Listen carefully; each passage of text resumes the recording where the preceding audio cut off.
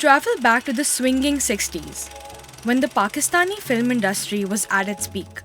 Picture this. Mubarak Malik's Deewana lands in theaters, marking Pakistan's first attempt into the sci-fi horror genre. It bore a striking resemblance to two Hollywood classics, The Spiral Staircase and The Invisible Man. Shortly thereafter, the audience was treated to a local rendition of Dracula in Khwaja Sarfraz's Zinda Lash in 1967. This black and white thriller has a Jekyll-style mad scientist, Professor Tabani, who drinks a potion to gain eternal life, but he turns into a vampire. Western horror often leans on explicit violence, gruesome imagery, monsters, and gore to send shivers down spines. Pakistani horror, however, is characterized by melodramatic plots featuring ghostly entities. This fascination with the supernatural and the otherworldly is deeply rooted in South Asian religious and cultural practices. Tales of jinns, ghosts, and wandering spirits resonate with local audiences. Despite the allure of the genre, factors such as limited resources, tight budgets, religious constraints, and content restrictions hindered the growth of sci-fi horror during the industry's decline in the 70s and 80s. The revival finally came with Saeed Rizvi in 1994 with Sar Kata Insan, a Pakistani sci-fi horror action musical drama. The film showed the potential for special effects.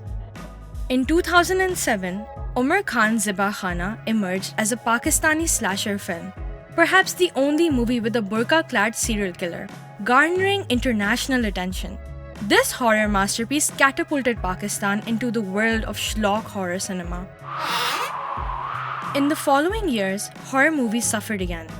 Asfar Jafri's Saya in 2013 fell short of expectations despite its surreal plot. 2014 saw the release of the first Pakistani psychological thriller, Hotel, which earned accolades at the 3rd Delhi International Film Festival, but also disappointed at the local box office. Jawad Bashir's Maya in 2015 failed both commercially and with audiences. Things started looking up in 2016, which brought Aksband, a found-footage supernatural horror film. But this, alongside Pari and Kataksha, failed to meet the criteria of a solid horror movie. Nonetheless, a glimmer of hope shines through with the emergence of new filmmakers who want to experiment more. Usman Mukhtar's recent short horror film, Gulabo Rani, won several international awards. The film was positively received due to its cinematic production, narrative arc, and creepy score.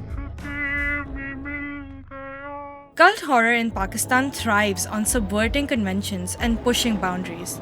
The films are more than just tales of terror. They are social commentaries, reflections of a nation's fears, and celebrations of the macabre. Our film industry can do so much more than jump scares, and audiences are ready for just that.